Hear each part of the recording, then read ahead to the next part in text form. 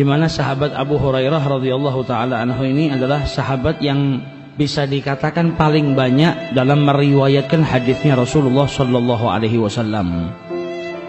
Beliau bukan termasuk orang-orang yang pertama masuk Islam di Mekah, melainkan Abu Hurairah masuk Islam di tangan Rasulullah, namun setelah hijrahnya Rasulullah sallallahu alaihi wasallam di Madinatul Munawwarah.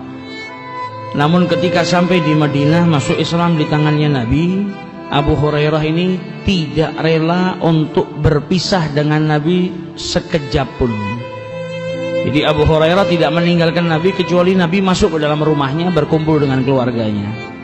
Adapun selain daripada itu, beliau selalu melazimi Rasulullah sallallahu alaihi wasallam untuk terus menggali ilmu yang disampaikan oleh Nabi besar Muhammad sallallahu alaihi wasallam. Oleh karena itu Abu Hurairah dalam masa yang singkat itu bersama Rasulullah sempat meriwayatkan 5.374 hadis daripada Rasulullah sallallahu alaihi wasallam. Nama beliau Abdurrahman ibnu Sakhrin, namun kemudian mendapat julukan Aba Hurairah.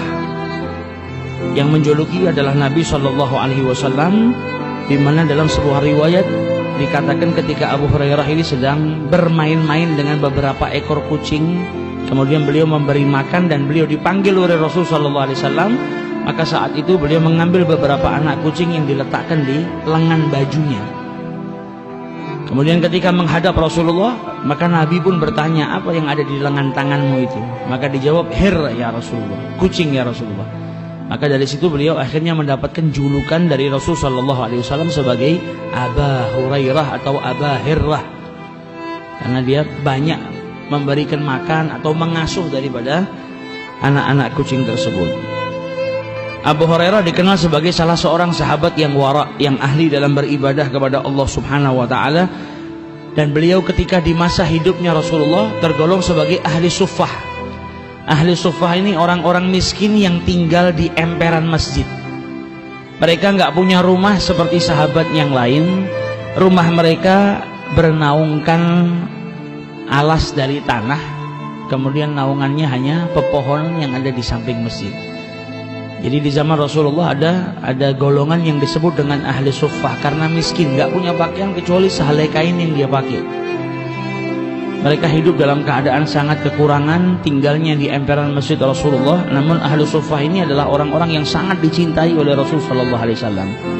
Nabi sering duduk bersama mereka, bertanya tentang keadaan mereka. Kalau ada di antara mereka yang tidak nampak, maka Nabi mencari, aina fulan.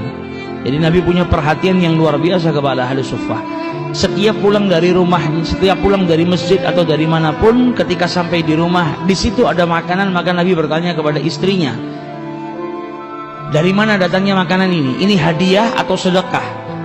Kalau sedekah, maka makanan tersebut dibawa oleh Rasulullah ke ahli suffah dan diberikan kepada ahli suffah semuanya. Namun jikalau makanan yang ada di rumahnya Rasulullah adalah pemberian hadiah dari salah seorang sahabatnya, maka makanan tersebut dibagi menjadi dua oleh Rasulullah. Sebagian dimakan oleh beliau dengan keluarganya, sebagian yang lain dibawa kepada ahli suffah. Dan terkadang Nabi pun ikut duduk makan bersama ahli suffah, orang-orang yang miskin yang tinggal di emperan masjid, namun memiliki perhatian yang sangat besar dari Rasulullah sallallahu alaihi wasallam.